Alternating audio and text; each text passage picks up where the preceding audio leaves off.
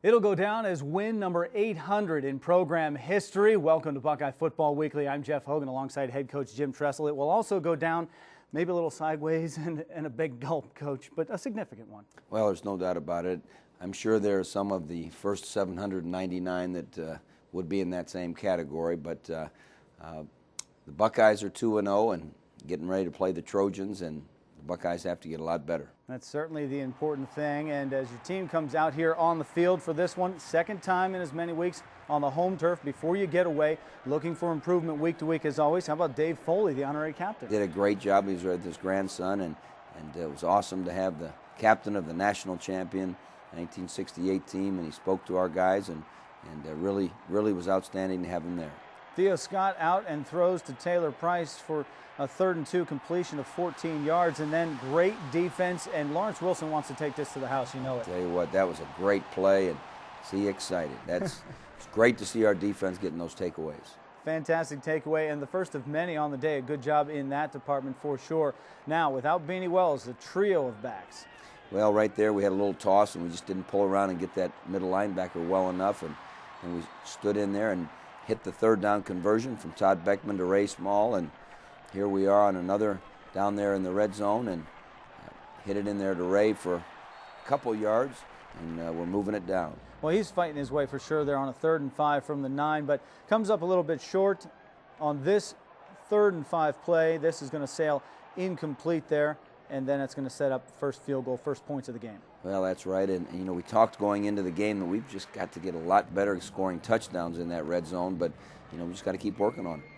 That's a 26-yard field goal from Ryan Pretorius and a 3-0 lead. And as we move to the second quarter, Malcolm Jenkins with the interception. Big play again. The defense coming up big and providing us with great field position. That they did. Todd Beckman's going to chew off 16 yards here on a 2nd down and 15. Timely play and out to midfield. Now, good job stepping up when they're all covered and you have a lane. You got to go. Mo Wells, another of the 3 we see here.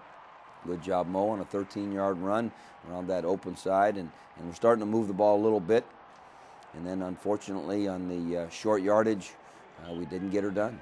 Taking over on downs is Ohio University, and that's Boo Jackson. Complete to Price.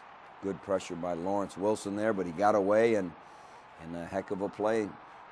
Anytime you let that quarterback keep the play going, it makes it tough on your defensive secondary. Sure does. On a 3rd and 14, a pickup of 31 there. This is a loss of 1 as running back stacked up at the line there.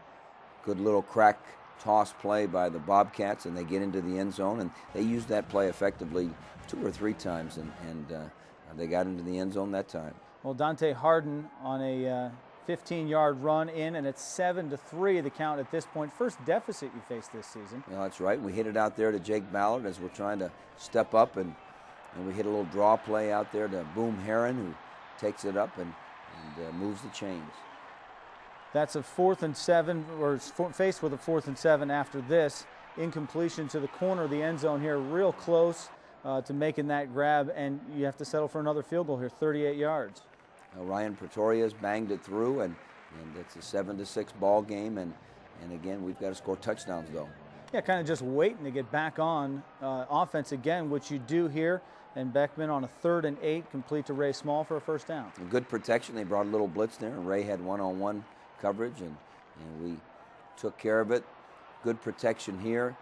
A little bit of a coverage sack, if you will, in that particular case. Now, we tried the long one, and I think Ryan just tried to hit it too hard, and when you try to yank it too hard, you sometimes pull it, and unfortunately, you know, it's a 7-6 ball game. Yeah, certainly that the wind was out there at his back at the time, Yeah, and I noticed it just died right at the point when he had to line up that maybe he thought he needed to give it a good pop. You know, I think that's what he was thinking, and you know, you have to remind yourselves that everyone's an extra point, and any extra point you hit is probably going to be far enough for a 50-yarder if you hit it true. And again, you know, we'll learn from that, but it would have been nice to get that 3rd field goal and get that lead back. Certainly a boost in the confidence there as you head to the half. Now, you've played Ohio teams.